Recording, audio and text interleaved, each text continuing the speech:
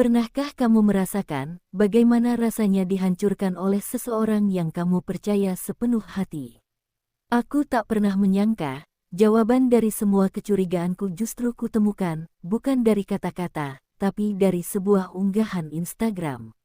Di sana, aku melihat senyum suamiku, berdiri di samping wanita lain, mengenakan pakaian pengantin. Dan yang paling menyakitkan, foto itu diunggah oleh mertua yang dulu memelukku seperti anak sendiri. Saat itu, dunia rasanya berhenti. Aku terpaku, tak tahu harus menangis atau tertawa pahit karena akhirnya semua kebohongan terbongkar dengan cara yang paling kejam. Selamat datang kembali di Gemiteling, tempat di mana setiap cerita memiliki pelajaran dan makna tersendiri. Semua berawal dari satu unggahan sederhana di Instagram. Aku sedang duduk santai di ruang tamu ketika jempolku berhenti di foto yang tak asing, akun mertua. Di sana, kulihat senyum lebar suamiku, berdiri di samping seorang wanita muda bergaun putih, tangannya menggenggam buket bunga, dan di bawahnya tertulis, "Selamat atas pernikahan anakku yang kini resmi berumah tangga lagi." Dadaku seketika sesak, jantungku berdegup tak karuan. Aku memandangi layar ponsel berkali-kali, berharap mataku salah melihat, berharap itu hanya editan atau candaan. Tapi tidak, tanggal, lokasi, dan bahkan wajah para saksi, semua nyata. Tak ada yang bisa disangkal. Tanganku bergetar hebat. Aku scroll ke bawah, membaca komentar-komentar ucapan selamat, seolah dunia turut berpesta atas kehancuran hatiku. Sakit ini bukan lagi seperti ditusuk, tapi seolah diremukkan perlahan. Bagaimana bisa orang yang tidur di sampingku setiap malam ternyata menjadi suami bagi wanita lain di waktu yang sama? Aku ingin marah, ingin menjerit, tapi suaraku tertahan di tenggorokan. Air mata jatuh tanpa izin, membasahi layar ponsel yang kini hanya menampilkan wajah bahagia seorang pengkhianat. Malam itu, aku duduk termenung di ruang tamu. Foto itu masih terbayang jelas di kepala. Senyum di wajahnya terasa seperti ejekan. Aku ingin meneleponnya, bertanya kenapa, tapi yang keluar hanya isak pelan.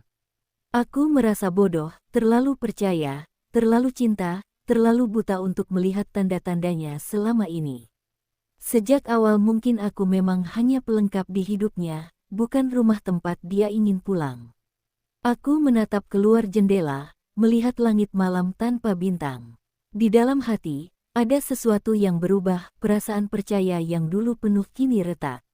Aku sadar, mulai malam itu, aku bukan lagi istri yang sama. Ada bagian dalam diriku yang mati, tapi juga ada yang mulai hidup, keberanian untuk menghadapi kebenaran yang pahit, meski harus sendirian. Malam itu, suara kunci berputar di pintu terdengar begitu lambat di telingaku. Suamiku pulang seperti biasa, dengan langkah ringan dan senyum tenang. Ia menaruh tas di sofa, membuka kancing kemejanya satu persatu, lalu duduk di sampingku sambil menyalakan televisi. Seolah tak ada apa-apa. Seolah dunia kami baik-baik saja. Namun aku sudah tahu segalanya. Dan pengetahuan itu menyesakkan, seperti racun yang perlahan membakar dada dari dalam. Tanpa kata, aku ambil ponselku. Kutunjukkan unggahan itu padanya, foto dirinya, bersama wanita lain, lengkap dengan ucapan selamat dari ibunya sendiri. Wajahnya langsung berubah pucat. Pandangannya beralih dari layar ponsel ke wajahku, dan kembali lagi, seperti mencari alasan untuk berbohong. "Aku bisa jelaskan," katanya lirih. Tapi suaranya gemetar. "Itu cuma acara adat keluarga." Aku tertawa kecil, getir. Adat keluarga. Dengan gaun putih, cincin di jari, dan doa akad yang direkam orang. Tanyaku pelan. Ia terdiam, tak berani menatap mataku. Aku tak marah. Tidak seperti yang mungkin ia harapkan. Aku hanya diam. Diam yang panjang, diam yang menakutkan.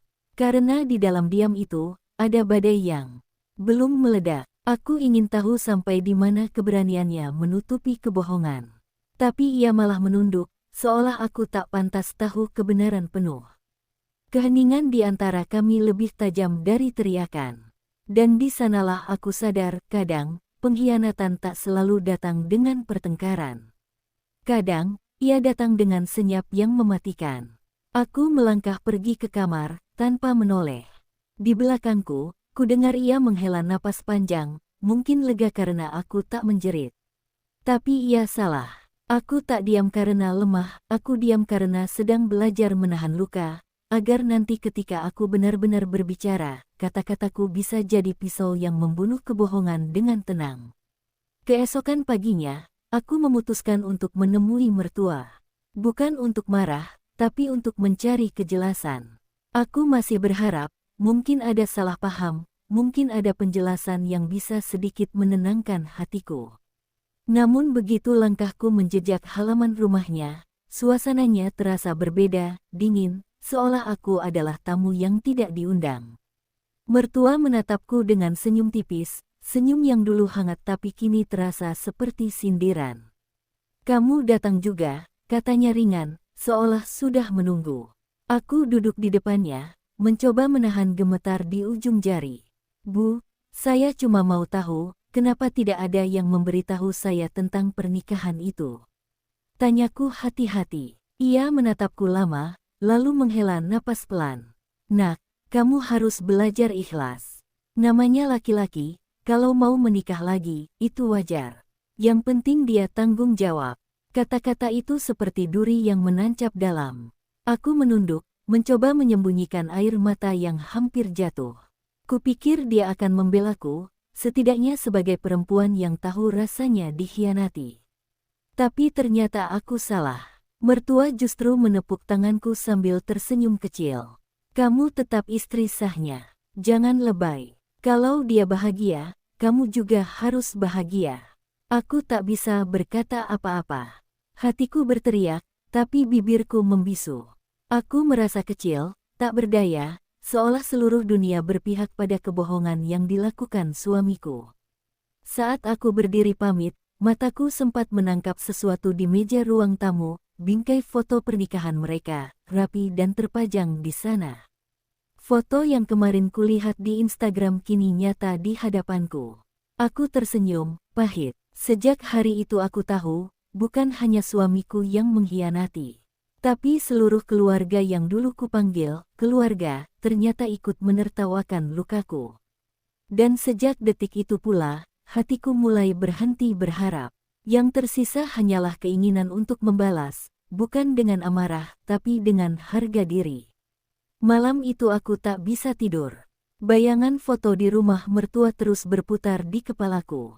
Siapa sebenarnya wanita itu? Wajahnya masih jelas dalam ingatanku, muda, cantik, dengan senyum yang seolah tak tahu malu. Aku menatap layar ponsel, membuka unggahan lama suamiku, mencari jejak yang mungkin pernah luput dari perhatianku. Dan di sanalah aku menemukannya. Sebuah nama yang berulang kali muncul di kolom komentar, Dinda Arum. Wajahnya sering muncul di unggahan butik, di acara-acara yang ternyata dihadiri suamiku. Aku mulai menelusuri akun media sosialnya. Ia sering menulis caption penuh cinta, tapi samar, seolah ditujukan pada seseorang yang sudah beristri.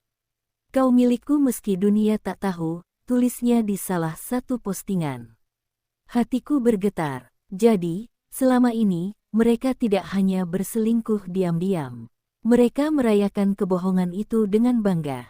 Aku menelusuri lebih dalam. Ada foto mereka di sebuah resort, diambil dari sudut berbeda. Aku mengenali jam tangan di pergelangan suamiku, hadiah ulang tahun dariku 2 tahun lalu.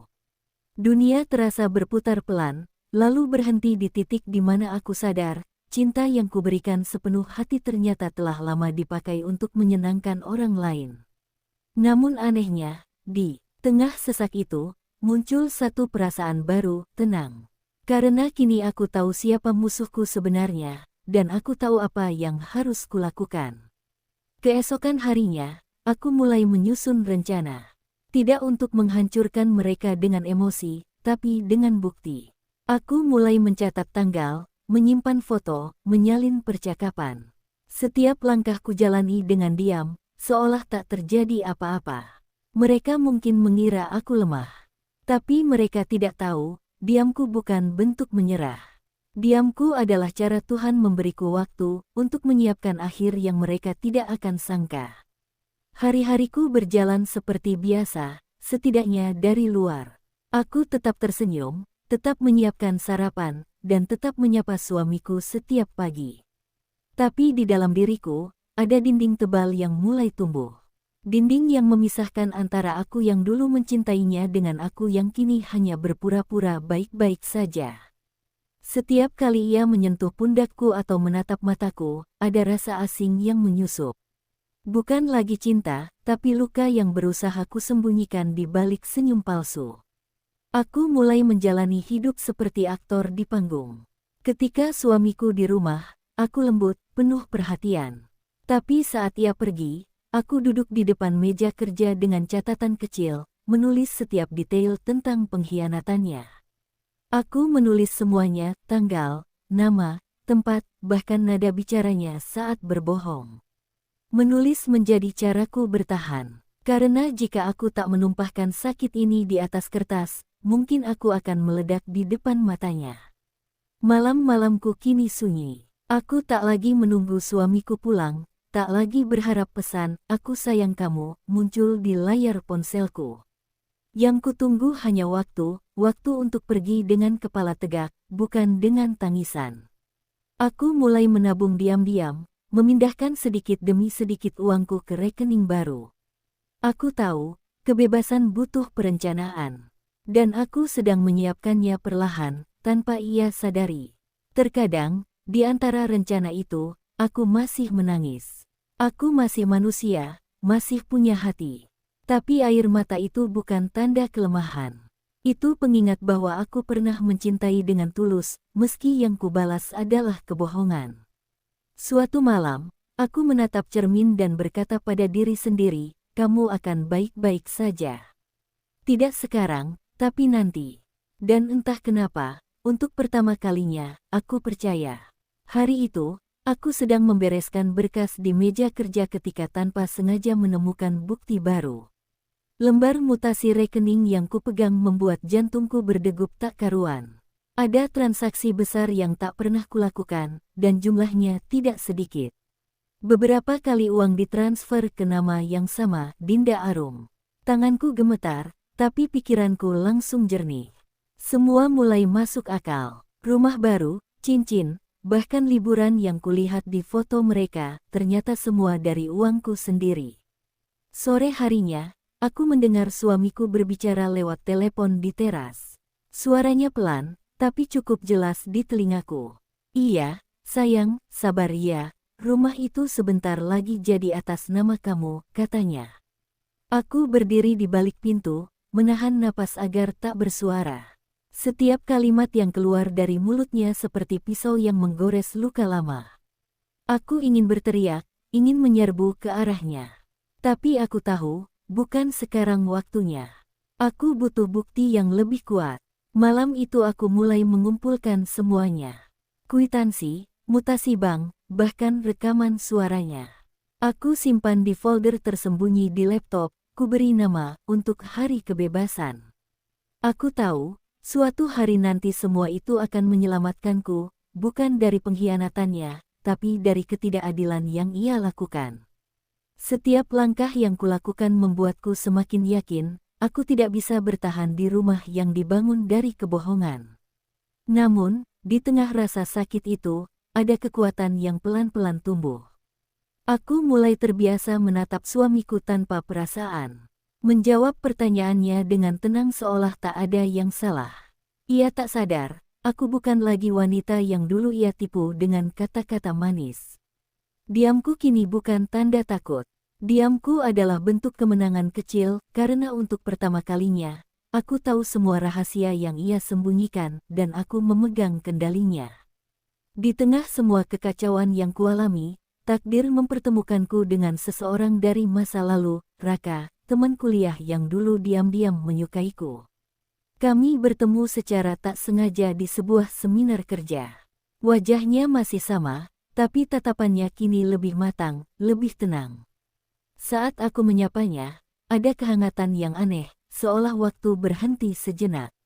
Kami berbincang ringan, saling bertukar kabar, dan tanpa kusadari, aku mulai tersenyum tulus untuk pertama kalinya setelah sekian lama. Raka tidak banyak bertanya tentang hidupku sekarang. Ia hanya mendengarkan, memberi ruang untukku bicara tanpa menghakimi. Dalam setiap percakapan, ia menunjukkan empati yang tulus, sesuatu yang sudah lama tak kurasakan dari siapapun, terutama dari suamiku. Aku tak berniat membuka luka, tapi entah kenapa kata-kata terasa mudah mengalir saat bersamanya. Aku menceritakan sedikit tentang rumah tanggaku yang hancur, dan ia hanya berkata pelan, "Kamu gak pantas disakiti seperti itu." Kalimat sederhana itu membuatku menangis diam-diam malam itu. Hari-hari berikutnya, Raka menjadi tempatku bersandar tanpa perlu menjelaskan banyak hal. Ia tidak menawarkan solusi, tapi kehadirannya saja sudah cukup menenangkan. Ia tahu kapan harus bicara, dan kapan harus diam. Perlahan, aku mulai merasa hidupku punya arah lain. Ada rasa hangat yang tumbuh di dada, bukan karena cinta baru, tapi karena aku mulai ingat rasanya dihargai sebagai manusia. Meski begitu, aku tak mau terburu-buru.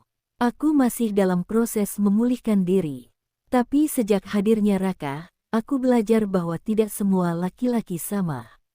Ada yang datang bukan untuk merusak, tapi untuk menunjukkan bahwa luka bisa sembuh jika kita berani membuka hati lagi. Dan malam itu, untuk pertama kalinya, aku menatap langit dan berbisik, mungkin Tuhan memang sedang menggantikan yang palsu dengan yang tulus. Pagi itu, dunia maya kembali bergetar oleh satu unggahan yang tak kusangka akan mengubah segalanya. Dinda, tanpa sadar, mengunggah ulang foto pernikahan sirih mereka di Instagram Story. Ia menuliskan caption singkat, "Akhirnya, tak perlu lagi bersembunyi." Unggahan itu hanya bertahan beberapa jam sebelum dihapus, tapi sudah cukup untuk membuat gempar. Banyak yang sempat mengambil tangkapan layar. Berita pun menyebar cepat, dari grup kantor, arisan, hingga keluarga besar. Siang itu, suasana di kantor suamiku mendadak panas. Telepon berdatangan, rekan kerja membicarakan skandal itu di balik punggungnya. Dalam hitungan jam, reputasi yang ia bangun bertahun-tahun runtuh begitu saja. Aku mendengar kabar itu dari teman yang juga bekerja di sana. Lucunya, suamiku pulang dengan wajah panik, membawa ponsel dan mencari-cari cara untuk menenangkan keadaan. "Tolong bantu aku," katanya terburu-buru. "Kamu harus bantu klarifikasi. Katakan pada semua orang kalau itu fitnah." Aku menatapnya lama. Ada getir yang menempel di bibirku. "Fitnah?" tanyaku pelan. "Bukankah kamu yang menikahinya diam-diam? Bukankah ibumu sendiri yang memposting foto itu pertama kali?" Ia terdiam, wajahnya memucat. Untuk pertama kalinya, ia tak punya kata-kata. Aku tersenyum tipis. "Kamu ingin hidupmu tenang setelah menghancurkan hidupku. Maaf, tapi Tuhan sepertinya punya cara lain." Keesokan harinya, semua semakin parah. Video akad nikah mereka tersebar, lengkap dengan wajah dan suara. Dunia maya menelanjangi kebohongannya tanpa ampun. Dan aku hanya duduk di ruang tamu sambil menatap layar ponsel, tanpa ekspresi. Bukan karena aku senang, tapi karena aku akhirnya tahu, keadilan memang kadang datang tanpa perlu aku mencarinya. Ia datang sendiri, dengan cara yang paling indah, membiarkan kebenaran menamparkan pelakunya di depan semua orang. Beberapa hari setelah berita itu viral, rumahku menjadi lebih tenang dari biasanya.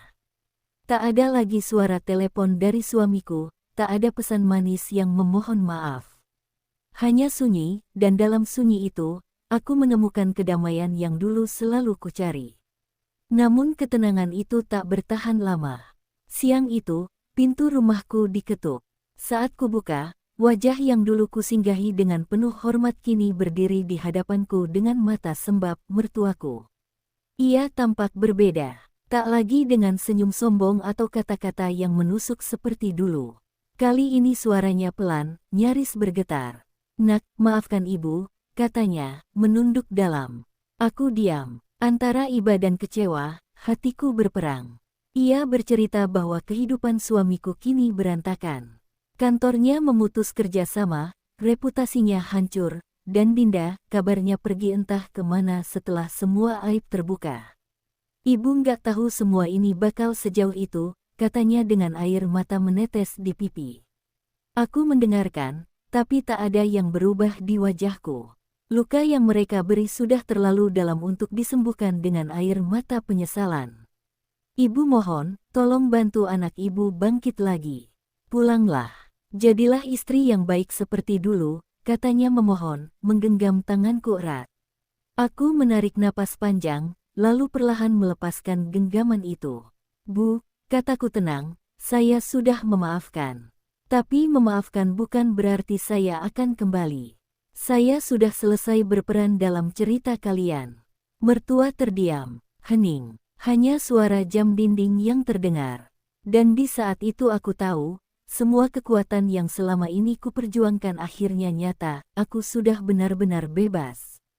Aku menatapnya untuk terakhir kali sebelum ia pergi. Tolong sampaikan pada anak ibu, ucapku lembut, jangan lagi datang memohon. Karena yang ia buang dulu bukan hanya istri, tapi juga perempuan yang pernah rela berkorban untuknya tanpa syarat. Ketika pintu tertutup, aku tersenyum kecil. Ada perasaan ringan di dada, seolah seluruh beban yang kupikul selama ini perlahan menguap bersama langkah yang menjauh. Dan dalam diam itu, aku tahu inilah babak baru dari hidupku yang sesungguhnya. Sudah 2 bulan sejak semua kisah pahit itu berakhir. Rumah yang dulu terasa seperti penjara kini berubah menjadi tempat penuh ketenangan. Tak ada lagi tangisan di malam hari, tak ada lagi notifikasi dari seseorang yang mengkhianati kepercayaanku. Hanya suara angin pagi yang menembus jendela dan aroma kopi hangat yang menemaniku memulai hari. Aku memutuskan untuk kembali bekerja, bukan untuk melupakan, tapi untuk membangun kembali harga diriku yang dulu hancur. Dunia kerja menyambutku dengan hangat. Rekan-rekan lama menatapku dengan kekaguman yang dulu tak pernah aku sadari. Kamu kuat banget, Rin, kata mereka. Aku hanya tersenyum. Mereka tak tahu, kekuatan itu lahir dari luka yang dalam. Setiap langkah kecil terasa seperti kemenangan. Aku belajar mencintai diriku sendiri, sesuatu yang dulu kulupakan demi menyenangkan orang lain. Aku menata ulang hidupku, menulis rencana masa depan di buku catatan kecil, dan mulai menikmati kebebasan yang dulu kupikir tak akan pernah kumiliki lagi.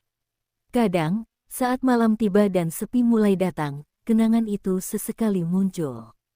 Tapi kali ini aku tak menangis lagi. Aku hanya tersenyum, mengingat betapa jauh aku sudah berjalan. Aku sadar, Tuhan tak pernah memberi ujian tanpa alasan. Semua luka itu ternyata adalah jalan menuju versi terbaik dari diriku sendiri. Hari itu, saat matahari mulai terbenam, aku menatap langit yang berwarna jingga. Ada rasa syukur yang mengalir di dada. Terima kasih, Tuhan, bisikku pelan, karena akhirnya aku bisa hidup tenang, tanpa pura-pura bahagia. Dan untuk pertama kalinya, aku benar-benar merasa hidup. Hari itu aku diundang menghadiri seminar bisnis wanita di sebuah hotel di pusat kota. Suasana begitu ramai, dipenuhi para perempuan tangguh dengan cerita masing-masing. Aku datang tanpa ekspektasi apapun, hanya ingin belajar dan memperluas jaringan. Tapi siapa sangka, takdir ternyata menyiapkan sesuatu yang berbeda untukku hari itu. Saat sesi istirahat, aku memutuskan duduk di sudut ruangan sambil menikmati kopi. Seorang pria mendekat dan dengan sopan meminta izin duduk di kursi sebelahku. "Maaf, kursi ini kosong," tanyanya dengan senyum ramah. Aku mengangguk pelan. Kami mulai berbincang ringan tentang pekerjaan, tentang hidup, bahkan tentang hal-hal kecil yang membuat waktu terasa berjalan cepat. Namanya Arman, seorang pengusaha muda yang dulu pernah menjadi klien di kantor lamaku, tapi kami tak pernah benar-benar berinteraksi. Kini, pertemuan itu terasa seperti kebetulan yang manis. Ia bicara dengan ketenangan yang menular, dan entah mengapa, aku merasa nyaman tanpa harus berpura-pura. Beberapa minggu setelah seminar itu, kami mulai sering bertemu. Tidak ada gombalan, tidak ada janji kosong, hanya dua orang yang sama-sama belajar menyembuhkan diri. Ia tahu aku pernah disakiti, tapi tak pernah menyinggung masa laluku. Semua orang berhak bahagia, termasuk kamu, katanya suatu sore di kafe langgananku. Kalimat sederhana itu berhasil menembus dinding yang selama ini kubangun. Untuk pertama kalinya setelah sekian lama, aku merasakan sesuatu yang berbeda. Bukan cinta yang berapi-api seperti dulu, tapi ketenangan yang hangat, perasaan diterima apa adanya. Saat aku menatap Arman, aku sadar, mungkin Tuhan memang menunggu waktu yang tepat untuk mempertemukanku dengan seseorang yang tidak datang untuk memperbaiki luka, tapi untuk menemani saat aku menyembuhkan diri sendiri. Setahun telah berlalu sejak hari itu. Hidupku kini terasa begitu berbeda. Aku tidak lagi berjalan dengan hati yang hancur, melainkan dengan langkah yang penuh keyakinan. Semua luka yang dulu menenggelamkanku kini berubah menjadi bekas yang indah, pengingat bahwa aku pernah jatuh, tapi mampu bangkit dengan kepala tegak. Arman tetap ada di sisiku, bukan sebagai penyelamat, melainkan sebagai sahabat yang mengajarkanku arti ketenangan. Kami tak buru-buru menjalin hubungan baru, karena kami sama-sama tahu, cinta sejati tidak butuh pengakuan, hanya kejujuran dan keikhlasan. Dan di setiap tawa ringan yang kami bagi, aku menemukan kedamaian yang dulu kucari dalam kesalahan. Suamiku dulu pernah mencoba menghubungi. Ia menyesal, katanya. Tapi kali ini aku tak lagi terguncang. Aku hanya menjawab dengan tenang, terima kasih sudah pernah menjadi bagian dari cerita hidupku, tapi kini aku sudah selesai membacanya. Kata-kata itu menutup lembar yang dulu penuh air mata, dan membuka bab baru yang penuh kebebasan.